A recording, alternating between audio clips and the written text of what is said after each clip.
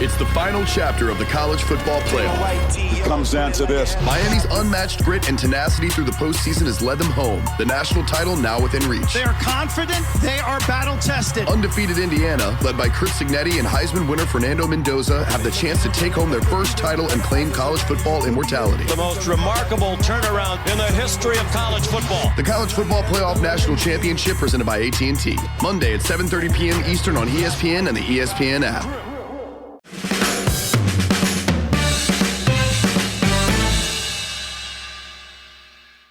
Welcome to No Question About That. I'm Ed, today with Dominic. How's it going, Dominic? Yeah, good, thank you, Ed. How are you? Doing all right, yeah. I'd have been better if United had actually won last night.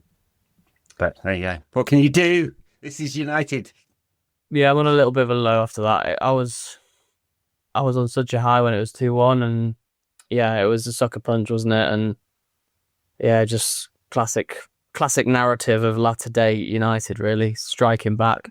It's all about the narrative, isn't it? And there's nothing but narrative with United. All right, there's a story to tell about Mason Mount, and that's our topic for the day.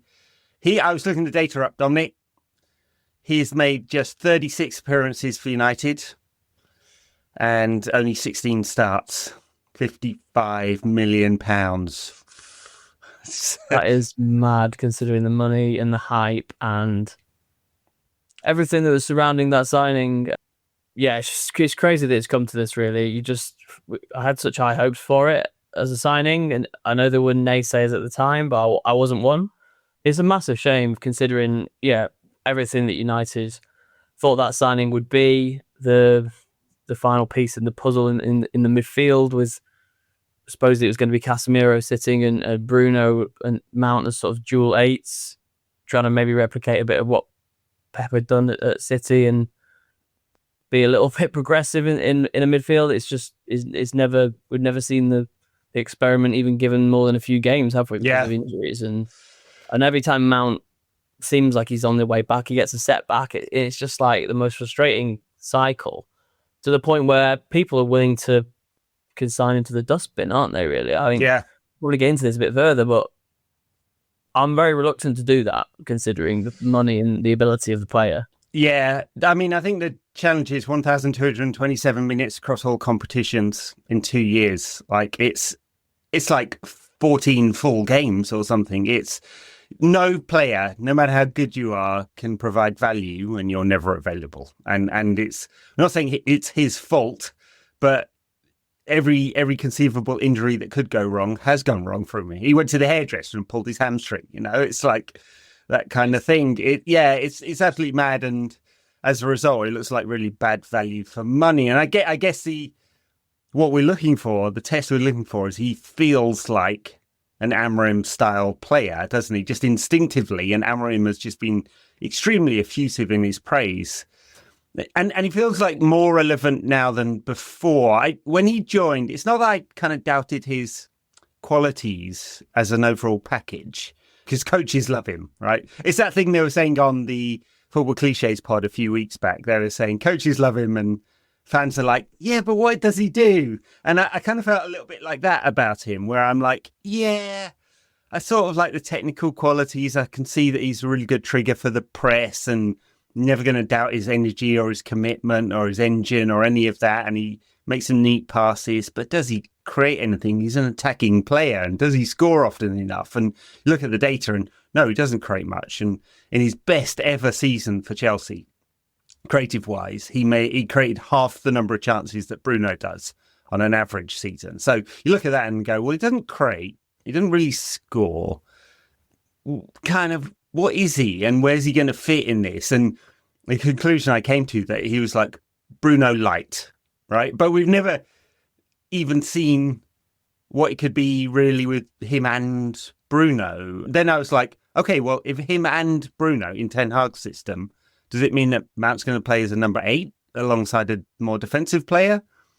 I mean, it's good theory, and it feels like he's got the technical skills to do that, but we've basically never seen it at Chelsea, Derby, or with England or United. And so that was I was like, bit confused. But Amorim seems to love him. Must be doing something great in training, because he can't stop talking about him. He would be one of those players that would look good in training, I think, though. He seems to have the right attitude. Every time he's come off the bench, has he come off the bench twice or 3 times since his return? 3 times, is it? Yeah. Each time he's come on, I think he's added something. Yeah. His energy, his pressing, his ability off the ball. And that's something that United don't have. Yeah. United are lacking in willing runners off the ball, people willing to do doggy work. It's basic football, but it is really necessary. And Amorim is clearly asking it of this squad. And if he believes that Mount can offer it, then I think it is only a matter of time before we see him starting more games. To be honest, I was talking to some mates about this, and they seem to think that Mount should be a squad player, a sub option, and until now at the end of the season, just work his way back. But obviously, given the injuries, that wouldn't make sense. Don't want to overload him with minutes, but I almost think the opposite. I almost think let's put this guy in. Let's use the run from now until the end of the season, especially in the league, a chance to get him some minutes, get him some 70, 80, 90-minute performances, see what he can offer in this system. It's got to be on maybe the right or left of the front three, with Bruno as the deeper player. I think that's how it has to work. But I can't see them playing as the 2 10s, because then you just don't have any pace. You don't have any sort of explosive. Yeah, you don't have anyone running beyond the back line, basically, especially if we've got Xerxes playing as the 9, which we should have, given Rasmus Højlund's form. So where does it all end up? It ends up with probably Mount. Yeah, it's still hard for him to break in. He just hasn't ever shown enough to break in regularly. Now, there's got to be a chance for him. That's what I'm saying. No, I kind of agree with that. I'd like to see him play as much as possible, because there's a decision to be made anyway about his future, both in the team or maybe outside, because although he spent most of his last 2 years injured, he is English and still quite young, and he would command a big fee. United might not get the full 55 million, but they might get close to it, because that was supposedly a discount because he only had 1 year left on his contract anyway. So high quality England player, Champions League experience, title winning experience, all of that kind of stuff, English, adds up to a big package typically. So he'd be one to look at if you were thinking about, well, where can we make some money if he doesn't fit? And if he doesn't fit is like the point you were making there, I think it's a really good one. I don't see where Bruno, Xerxes and Mount all fit into the same team. They feel like the same player to me. It's just that Bruno's much better than the other two. And because you've got problems with Xerxes at number 9. He's great in the build-up, technical player. I think he's improved in terms of his quality of his performances over time, and we've seen more of that. But he starts to look like a false 9 then. And we saw it the other day when he started ahead of Rasmus Højlund after the international break, and Amorim's there on the touchline screaming at him to hold the position rather than come deep, because he's only half the Harry Kane. He's the half of the Harry Kane that comes deep and plays the passes around, but he's not the Harry Kane that gets in the box and is a brilliant finisher. Good header last night. And so that's the problem, right? I don't like him at number 9. I like him in one of those 10s, but you can't play him and Bruno there because of lack of pace, or him and Mount because of lack of pace, or Mount and Bruno there because of the lack of pace. And so it's only in those games where Amorim's prepared to drop Bruno a bit deeper that you could possibly see 1 more. But 2 more, you have the lack of pace problem. And unless you have a rapid player alongside them or a ball carrier alongside them, and Alejandro Garnacho is so out of form at the moment. But he's having to play every single game. He's playing every single game. He's going to get injured. He's going to burn out. He looks tired, and that's contributing to his lack of form. And so the balance doesn't feel right with all of them. So I'd be really tempted, if I was Amorim looking at this, to go, one of them can go if I need to free up money. And Mount and Xerxes will still command money. Like Xerxes back to Italy, I'm sure a top club would be interested. And Mount, he would be like Spurs, 45, 50 million. They'd do that. So it's just a kind of logical conclusion of like 3 into 1 doesn't fit through all of that kind of thinking that might happen. I know what you're saying, but Mount, I would be getting rid of Xerxes before Mount, to be honest. And I know he's more versatile, Mount. More versatile, just a better system player for this system that we're trying to play. A lot of people like Xerxes as one of the 10s. I hate him as one of the 10s because he just doesn't work. He doesn't. anywhere near enough defensive work.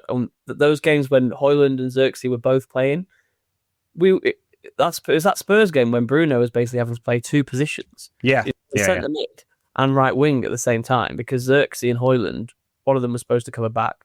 Mostly it was Xerxes, and he wasn't doing it. Yeah. So I think Mount has got a much higher ceiling in the system. He's still 25. It's just those little touches that he shows sometimes. We think there is definitely a player there. We have seen it. Chelsea and England.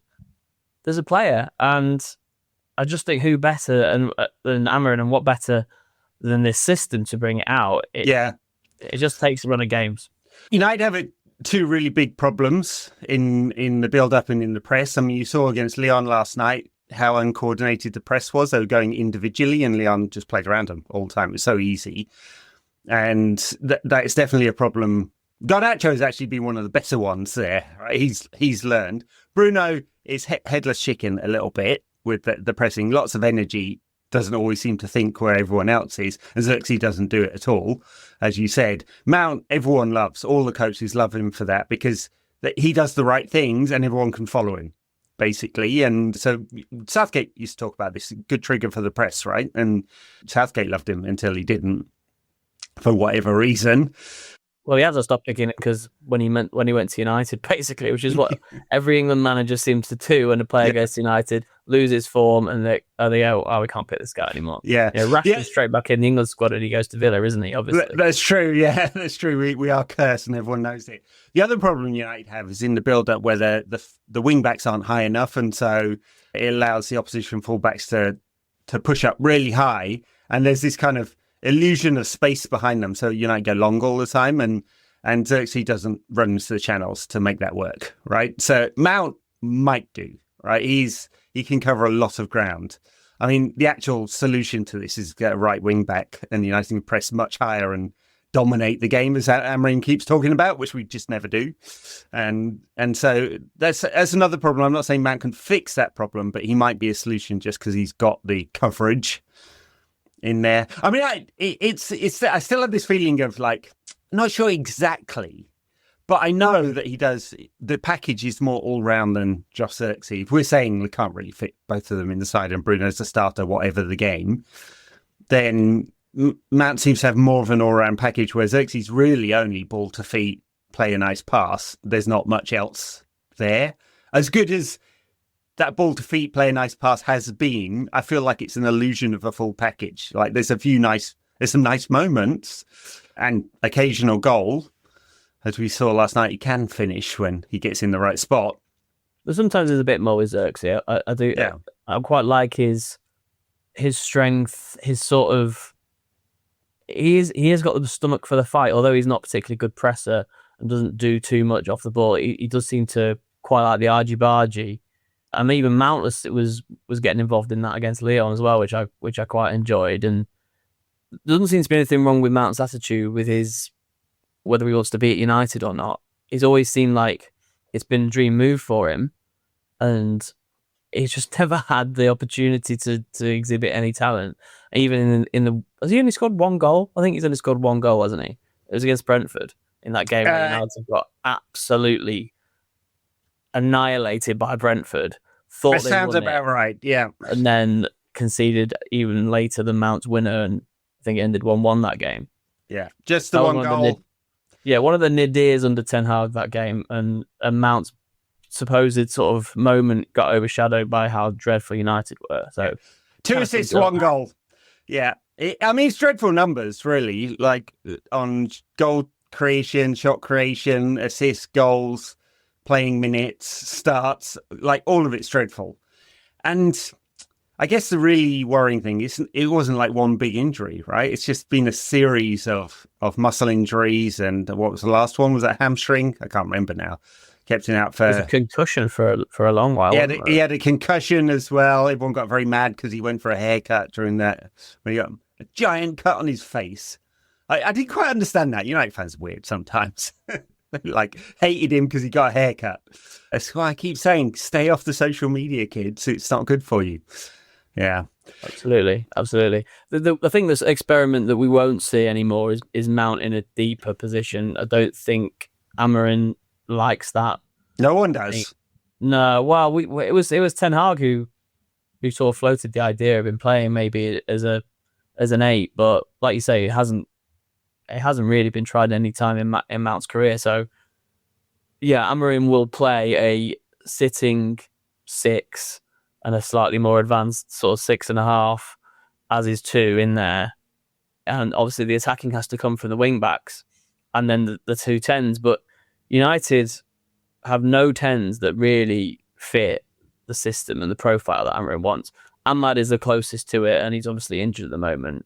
He's the one who could play in those half spaces in the inside channels. And Mount is the closest behind Ahmad, but like we've been saying, lacks the pace, lacks the finishing, and lacks the end product. So maybe he isn't such a great fit after all.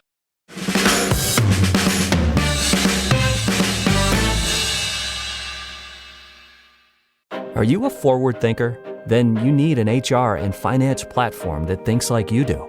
Workday is the AI platform that helps propel your organization, your workforce, and your industry into the future. Workday, moving business forever forward. Does it ever feel like you're a marketing professional just speaking into the void? But with LinkedIn ads, you can know you're reaching the right decision makers, a network of 130 million of them, in fact. You can even target buyers by job title, industry, company, seniority, skills, and did I say job title? See how you can avoid the void and reach the right buyers with LinkedIn ads. Spend $250 on your first campaign and get a free $250 credit for the next one. Get started at linkedin.com/campaign. Terms and conditions apply.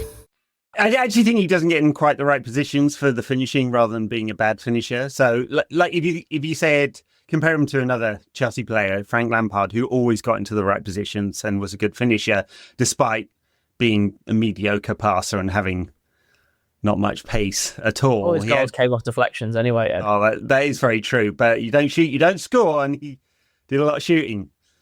So I think that's part of the problem with Mount. I mean, look, if we were to think about what it looks like next season, I mean, we'd love to not have to solve the goalkeeper problem, but we might have to at some point. So, goalkeeper, I would spend money on a goalkeeper for a centre-back now, even if Lindelof leaves, given the quality of centre-backs and Lenny Yoro's progress and Luke Shaw's return to fitness. I feel like we've got a lot there. Right wing-back is going to help with the build-up and possession and the attacking phase of play. And then another central midfielder because Eriksen goes, and maybe that's the ball-carrying 6.5 type Frankie de Jong style player that I think Amarim would like. And then that allows you to go, okay, Bruno, Mount, Ahmad, Xerxes, Garnacho's your options at 10. I think he'd like another one, but that's probably only if Garnacho is sold or one of Mount and Xerxes is sold. And then a real number 9. And you can see, even if you have doubts about the overall package there and its ability to do really, really well, you can see a path to top 4, top 5 with that kind of spending and squad development. And Mount, CCR topic of the day, could well play a part in that. It could well. I mean, you can see where Amarim would like him in that if we manage to get that kind of recruitment right. But it might be as a rotation option. Yeah, it's interesting to me that I think the top 3 players that United have been linked with at the minute are Liam Delap, battering ram of a number 9 centre-forward type, Mateus Cunha, who would probably fit the bill for one of the number 10 roles. I think would be absolutely perfect for it, in fact, off the ball and on the ball, just a brilliant fit. And if United can get that done, that would be a sort of marquee addition, I think, in the summer. And then Ederson, the Atalanta midfielder, who seems like a proper 6 or a 6.5, whichever one of those 2 positions you want. You can see the profile there, can't you? Yeah, it sounds like those are the 3 profiles. But then you don't hear anything about the wing back, which is slightly worrying because I'm not keen on seeing Diogo Dalot for another season starting every single game. Fernandes, the Benfica wing back. I mean, obviously Quendo's going to Chelsea. I imagine that was a thought. I mean, there is also the option. He's very young anyway, though. So 17, but he's the right-footed, left-sided attacker that got shifted into wing back and did really well there. Much in the way that Ahmad did for a few games, but you need a ball carrier up front, right? So, and Ahmad really fits the bill. He gets the ball and he drives at players and he commits players, and that helps create the overloads in other parts of the pitch. We don't have that at the moment because as much as Garnacho carries the ball, he doesn't commit players at all. And so it's all into feet. But yeah, Cunha and Bueno are the ones with a lot of speculation around them. Edison obviously attracting a lot of attention. It may well be that we have to qualify for the Champions League to get all of these deals done, because Cunha, Edison and a striker is £150 million committed right there, and that's not even thinking about a wing back or a goalkeeper, and that may be more budget than we have unless we manage to do some big outgoings, and there's doubts about all of those since it seems like Chelsea might be pulling out the Sancho deal, and Villa would have to probably qualify for the Champions League by winning the Champions League, which doesn't look like it's going to happen. I mean, I suppose there's still a chance they make fifth. There's a long way to go, and United are sort of left in a position hoping that these clubs achieve their goals, so they have the finances to take some of these players off our hands, and it's a pretty dire situation to be in, isn't it? But such is the situation United have left themselves in because of bad business in the past. You know, so much bad business, as we saw some of it in Lyon. Yeah, I mean, Marcus Rashford's been doing all right at Villa. I've seen quite a few of his performances. He was pretty dreadful against Paris Saint-Germain, but they couldn't get him the ball at all, and so I think that's partly on the team, partly on him, because basically he was just chasing shadows all night. But he's been better in some of the other games when Villa have had more of the ball. So they may well trigger the option, but again, it may be down to the finances, because they had to sell David Luiz last summer to make PSR. There's even talk that they might pull a Chelsea and sell their own women's team to themselves. I mean, they're extremely rich, Villa's owners, but they don't have the revenue base to support their ambitions right at the moment. And so, yeah, it's a big question mark over Marcus Rashford. And all these will impact. Yeah, it seems very... I mean, I don't imagine the club would want Sancho back, like, under any circumstances. They'll just find a deal that they can do. Rashford, there would have to be some kind of rapprochement, and Amorim would have to decide that he fits in his system, and neither of those things feel likely. And so they're going to have to do some very creative deal making if Villa don't exercise that option. Yeah, it's crazy that you could have a situation where Anthony, Rashford and Sancho all return to the club and then have to be sold, because I can't really see any of them staying for the reasons that you just said, especially Rashford. Well, all of them, yeah. Amorim's not going to want any of them. So you've got those three. You've got potentially Højlund, who could be shipped off. Seems like he's entering the last chance saloon to me. And then you've got whispers about maybe Garnacho and whispers about maybe Xerxes. So that's 6 potential forwards who could depart the club across those front three positions. So we'll go back to our point about Mason Mount. He's way down the list. And given his situation, given he's not played, he hasn't had much of a chance, I just think he's going to stay and be part of the system. United can't sell absolutely everybody, otherwise it'd be me and you up front, Ed. Well, give it a go. I mean, for a few quid as well. I'm not sure my pace is that good these days, but, I've got a bit of an engine on me. I've always had good stamina, so my technical skills, not very good, honestly. I was goalkeeper when I was a kid, so I'm not that good on the ball. Yeah, I wouldn't. Technical skills is always how. I wouldn't have made it in modern football. I was never that good with my feet either, so there you go.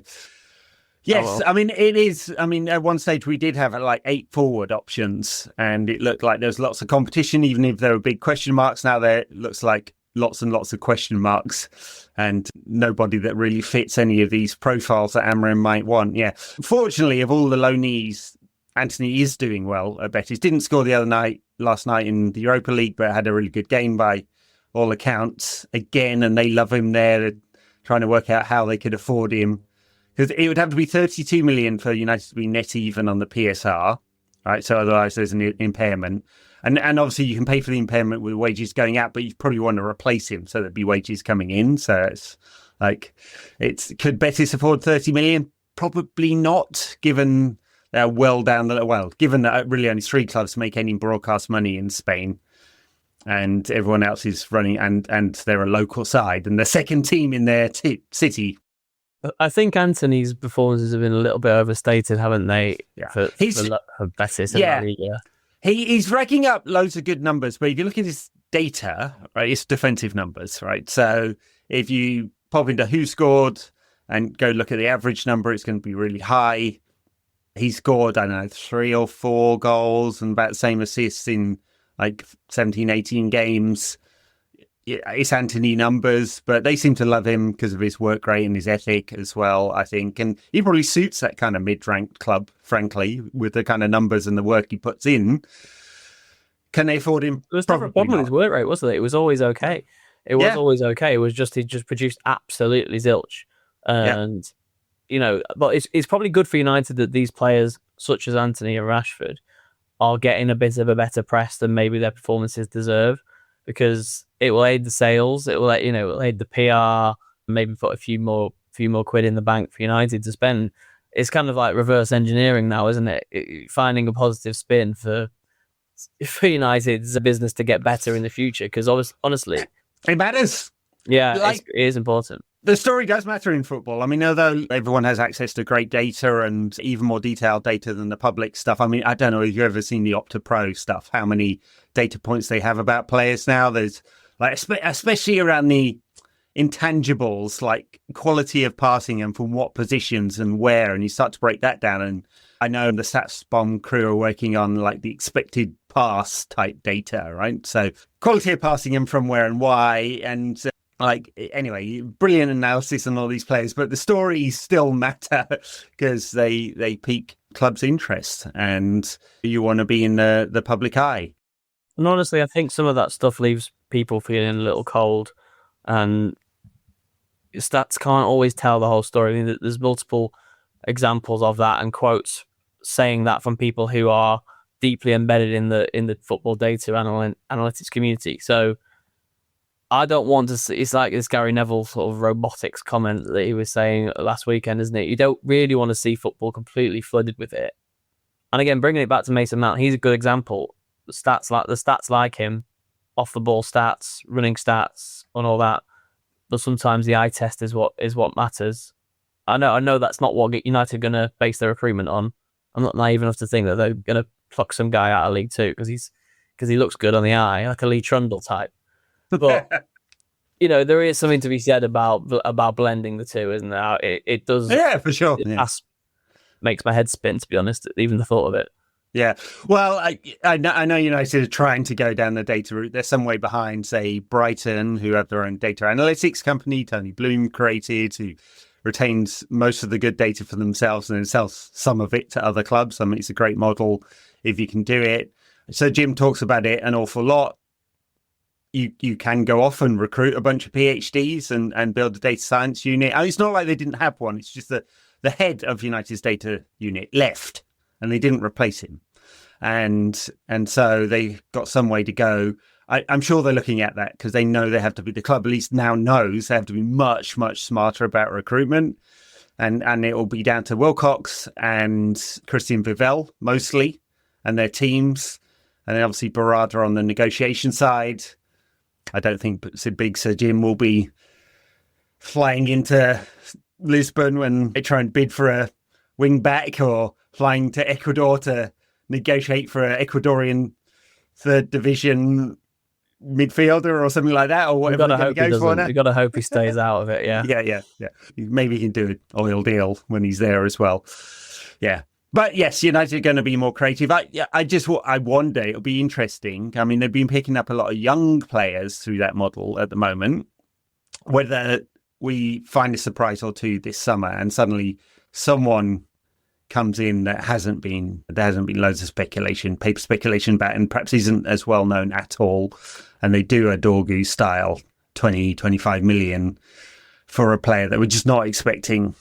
And in one of these key positions that we really, really need. And that might be a sign that they've got this a bit about right. I do wonder, like, if United were much more data-centric when Mason Mount came up, what would they think? Because you're right, he really only looks good when you look at the data, and it's throughout his entire career on the defensive side of things. He hits very high percentiles in the FBref rankings there. And he looks like he just contributes nothing attacking-wise if you look at it. And that's throughout his career. But clearly, that's not That's not what coaches think. Coaches love him. Maybe you're right. Then maybe he you should be a fullback. Stick him at right back or something. Oh dear! You imagine? I'm not sure. But hey, I always thought they should try and Anthony at left wing back, but when he was asked to do that for 5 minutes, he cried like a baby and stomped his feet. Well, it made me so angry. I always thought Fred at left back should have been a goer, actually, but again, happened for maybe 10 minutes throughout the whole of his United career. Indeed. All right. Well, it's a lot of moving parts there.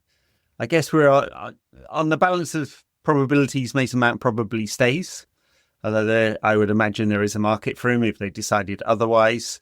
But Amorim seems to really like him, and so seems like he would be reluctant to let him go if Mount can stay fit. And it's a big test, isn't it? United have 4 more games max in the Europa League and 7 or 8 in the 7, I think it is, in the Premier League. So not a lot of football for him to prove himself. Couple of international games come in June. Then United are off on United are off on postseason friendlies before the internationals. That's mad. Internationals, then he'll get a break for 3 weeks, and we get back to training early July, and then United have a 75 continent tour of the whole planet for their preseason program, and we're hoping Matt can survive all of that. Let's roll on next season for him, for us, for everyone connected with United. Indeed. All right, thank you very much, everybody. You can catch the Lost Tapes on podcasts wherever you get them. That's our narrative history series I've been doing with Wayne. This week's one is on Roy Keane, and there's a surprise narrator. Thanks, everyone.